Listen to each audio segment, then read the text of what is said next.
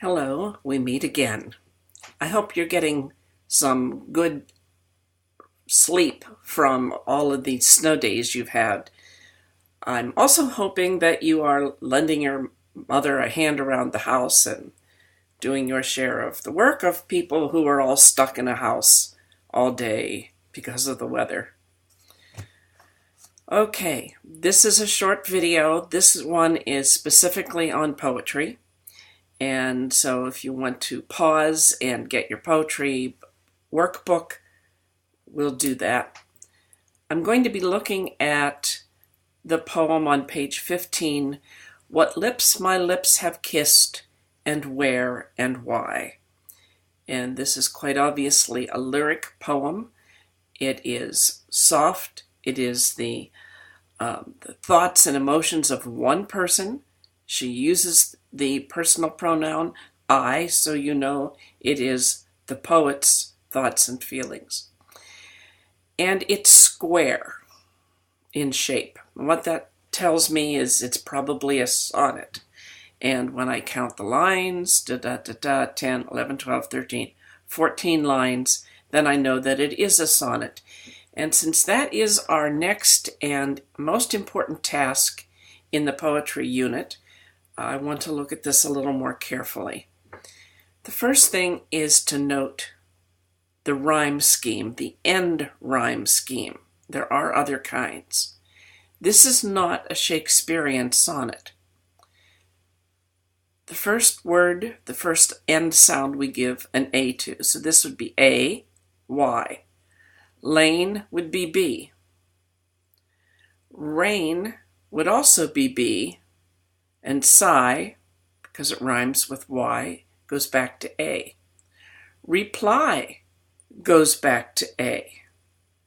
And then we have pain and again.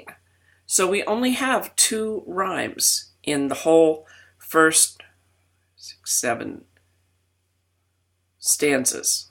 8, cry. A, B, B, A, B, B, A. Then we have the next stanza. Why did I do that? Okay.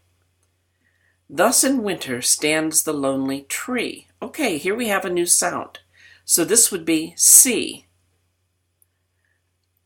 The last word is one. That would be D.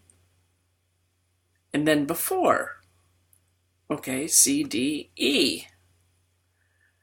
But then gone, although it does not rhyme verbally or audibly with one, you can see it's got the same spelling.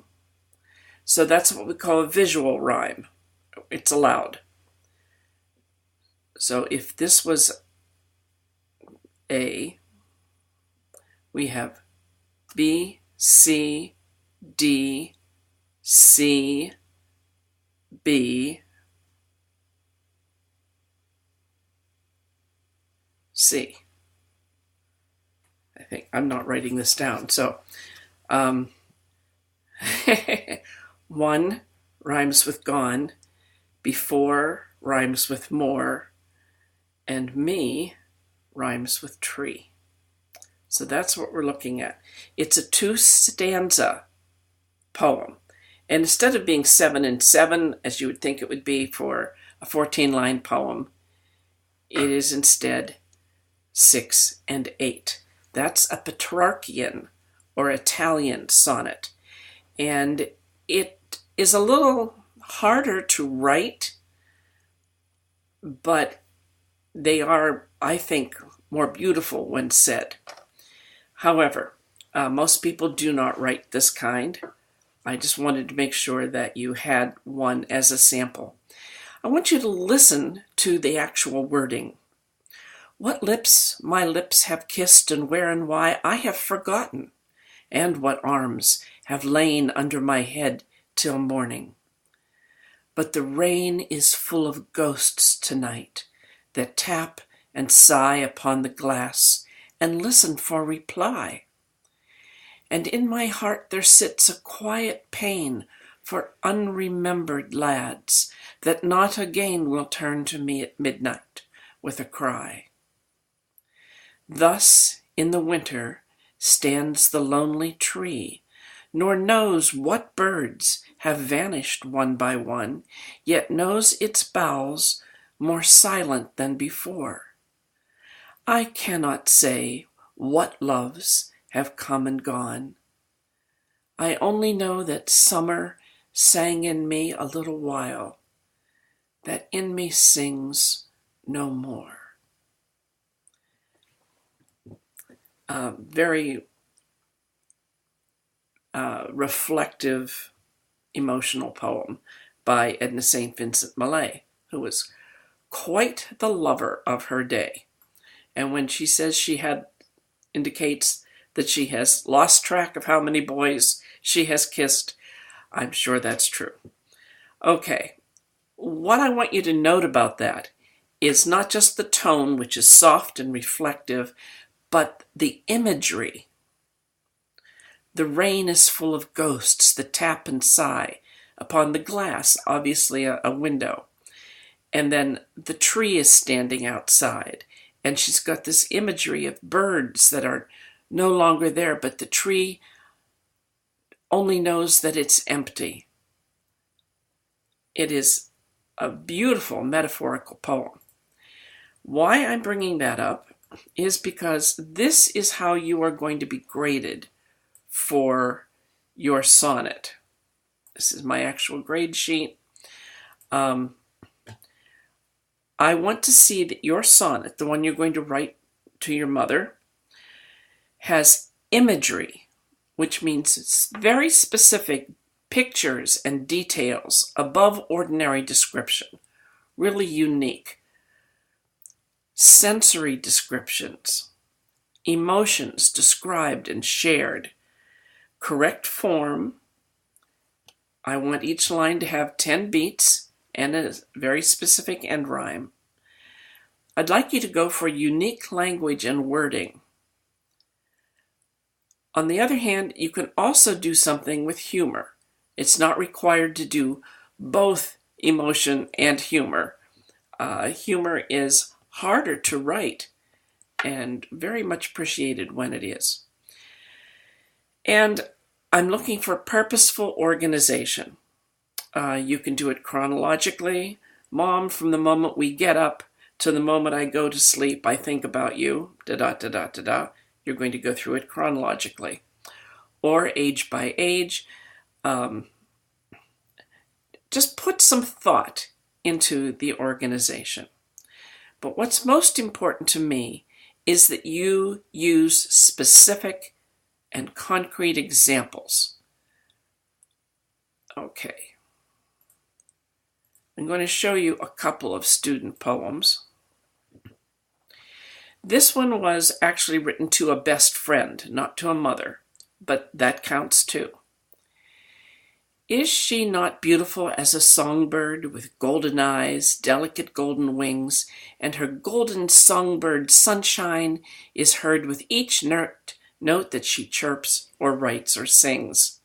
And what a peculiar songbird is she, to see her own reflection as a crow, though on her beauty the blue jays agree.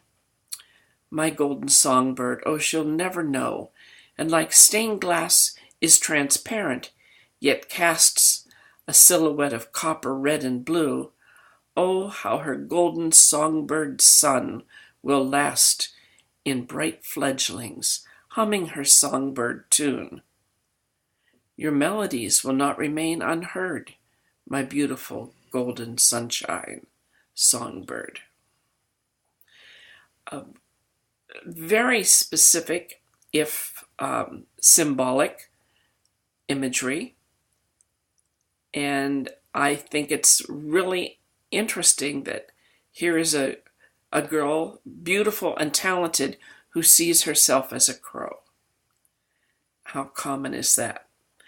So that is a sonnet to a friend. Here is one that was written to a mother. These are from former atypians. My dearest mother, please don't fear. I feel you sometimes worry of your boringness, believing that when talking, I just deal with you. Believe me, none of that exists. Oh, Mother, do know that wherever I go, you'll forever be in my heart. While I will change and grow, the reason why I return home is always you. Apart? Why, I might die were you to disappear. Our easy talk, our inside jokes, the way you truly trust me, all of it is dear to me in heart and soul. I will just say, it's in your arms where truly I belong. Dear Mother, know, my love's forever strong. These are actually award-winning poems that were written, I awarded. But the best poem in the class I once submitted to the Dyer Ives Poetry Contest, because this is a good opportunity to write something meaningful. Okay, so I've showed you two samples, student samples and a professional sample. This one is a teenager's sonnet. It's not part of my class, but it was brought in as a sample. Just to give you an idea of imagery, I'm driftwood, and I'm floating out to sea as sun descends upon my home. The grove of trees whose fragments still remains with me. And likewise, heaven's work of art, a mauve surrounding me, now permeates my soul. Warm water, in the twilight growing cold, is rocking me. Beneath dark blue, a shoal moves swiftly. Overhead, there will unfold the myriad of stars in semblance of a giant carousel in dimming sky. Okay, again, it's a sonnet, it's lyrical, but there are some really beautiful symbols and descriptions in there, imagery. And that is what I'm hoping that you will work on. For this week, you are to come up with and post on the Moodle a draft of your sonnet. This is topic 7, and down here I have sonnet drafts all prepared for you with your name, and simply open one up, paste your draft in. Now, the reasons why we're putting them here is, for one thing, we may have no school for the rest of the month. So we're going to help each other write these sonnets, and the way we need to do it is to look at them all together and comment on them. So your first job is to post a draft and then say help, and you are to comment on everybody's sonnet. Remember, there's only 7 of you in the class. This is not going to be an endless task. Okay, that is all for the poetry section. Look for another video on other topics. Over and out.